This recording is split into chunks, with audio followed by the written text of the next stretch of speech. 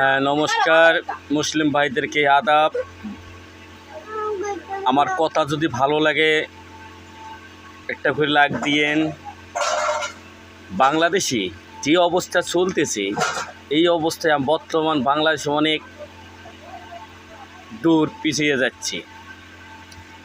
যাই হোক, এই যে ধর্ষণকারী যে অত্যাচার চলতেছে, এখন আমরা যদি তাদের সাথে যোগ মিলে চলি তাহলে তো আরও পার পেরিয়ে যাব।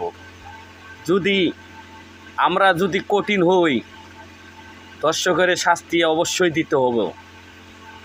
কেন তাদের শাস্তি হচ্ছে না কেন? এই যে ছোট ছোট বাচ্চাদের 7 বছর 10 বছর 9 বছর যে বাচ্চা শিশু, তারা কি বোঝে? কিছুই তো বোঝে না। তাদেরকে যদি এভাবে নিয়ে যায় ধর্ষণ করে, এই যে 2 টুকরা মানিকগঞ্জের মধ্যে হলো, এটা লজ্জার ব্যাপার। আমাদের তো এখন বর্তমান ভয়ে আতঙ্ক হয়ে গেছি। যদি আমরা স্কুল থেকে যদি তাদের শিক্ষকদের সামনে থেকে যদি এসব হয়, তাহলে তো আমরা এখন স্কুলে পাঠাইতে গেলেও আমাদের এখন বর্তমান ভয় লাগতেছে। যাই হোক, তাদেরকে কঠিন শাস্তি দেওয়া হোক। যারা অন্যায় করেছে অন্যায় শাস্তি পাইব। আপনারা সবাই একটা করে লাইক মারেন, তাদের জন্য শাস্তির জন্য হয় অবশ্যই বাংলাদেশের মাটির মধ্যেই। যারা অপরাধ করেছে তাদের আমরা কঠিন শাস্তি চাই।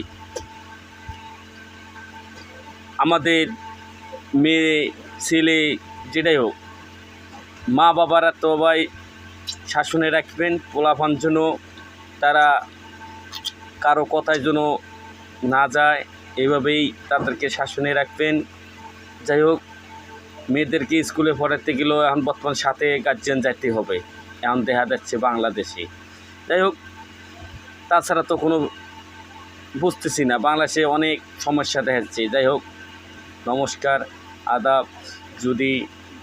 সবার যদি এই কথাটা ভালো লাগে তাহলে লাইক কমেন্ট যা আছে সবাই দিয়েন, জন্য পরবর্তী জন্য আমরা আবার বলতে পারি। নমস্কার, আদাব।